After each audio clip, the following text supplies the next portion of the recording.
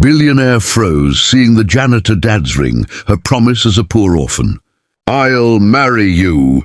The marble floors of Hartwell Industries gleamed under the bright office lights as Marcus Chen pushed his mop slowly down the hallway. If you believe in kindness, second chances, and the power of small moments to change lives, please like, comment, share, and subscribe to Kindness True Stories. Also, tell us in the comments, where in the world are you watching from? At 62, his back ached every single day, but he never complained, not once. He had been the night janitor at this prestigious company for 11 years, invisible to most people who walked past him without a second glance. His uniform was worn at the elbows, his shoes had been resoled twice, and the only thing that ever caught the light was the simple gold ring on his left hand. A thin band with a tiny embedded heart. Nothing expensive, nothing grand, but Marcus never took it off. Not even for a single day in 30 years. The ring had belonged to his late wife, Elena, who had passed away when their daughter was just 4 years old, leaving Marcus alone to raise a child on a janitor's salary. He had worked double shifts, skipped meals, and worn the same coat for 7 winters, just to make sure his daughter had what she needed. Tonight, like every other night, he moved quietly through the executive floor, emptying bins and wiping down glass doors, trying to finish before midnight. What Marcus did not know was that tonight would change everything. Alexandra Hartwell, the 34-year-old billionaire CEO of Hartwell Industries, had stayed late to prepare for an important board meeting. She was known across the industry as sharp, decisive, and somewhat cold, a woman who had built her empire from a small tech startup into a global powerhouse. She rarely noticed the cleaning staff, not out of cruelty, but simply because she was always buried in numbers and strategies. But as she stepped out of her office to get water, she stopped dead in her tracks. Marcus was kneeling on the floor near the window, picking up a small framed photo that had fallen from his cart. He held it gently in both hands, a photo of a little girl in a yellow dress, laughing at the camera. And there, catching the light perfectly, was that ring on his finger. Alexandra felt her breath leave her body completely. Her knees nearly buckled. She gripped the wall for support because that ring, that exact ring with the tiny embedded heart, was something she had seen only once before in her life, 26 years ago, in a memory she had never forgotten.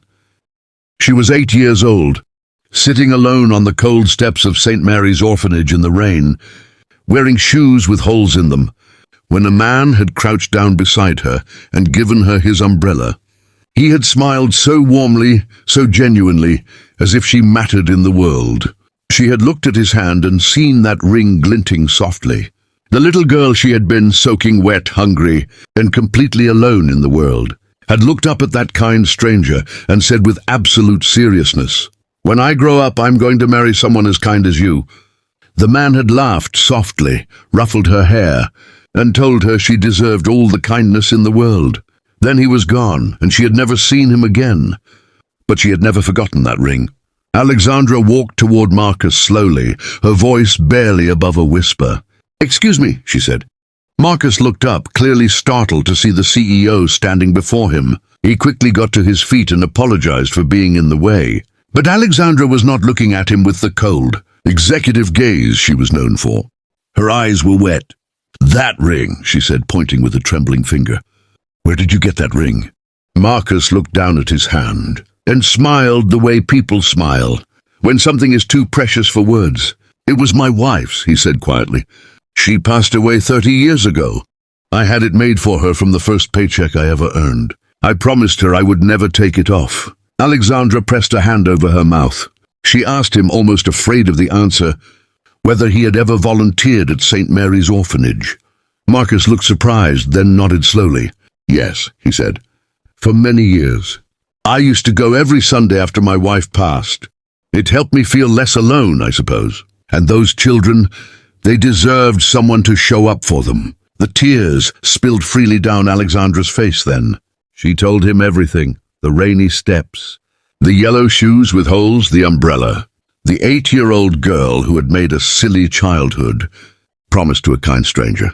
Marcus stared at her for a long moment, and then his own eyes filled with tears because he remembered. He remembered a small girl with serious eyes sitting in the rain like she was carrying the whole world on her tiny shoulders. He had thought about her over the years and wondered if she had found her way. Neither of them could speak for a long moment. Finally, Alexandra laughed through her tears. A real laugh. The kind she rarely allowed herself. "I told you I would marry someone as kind as you," she said. "I have been looking in all the wrong places." She did not hire Marcus as her janitor after that night. She hired him as her consultant on the company's new charitable foundation, a role that used every ounce of his quiet wisdom and enormous heart. Marcus walked those marble halls differently after that, not invisibly, but with the dignity he had always deserved. And Alexandra finally understood that the most valuable thing she had ever built was not a company at all. It was the courage to honor a promise made by a little girl in the rain, and the grace to recognize a good heart when it was right in front of her. If this story touched your heart, please take a moment to like, share, and subscribe to Kindness True Stories, a channel dedicated to real human moments that remind us what truly matters in this world. Your support keeps these stories alive and helps kindness travel further than we can imagine.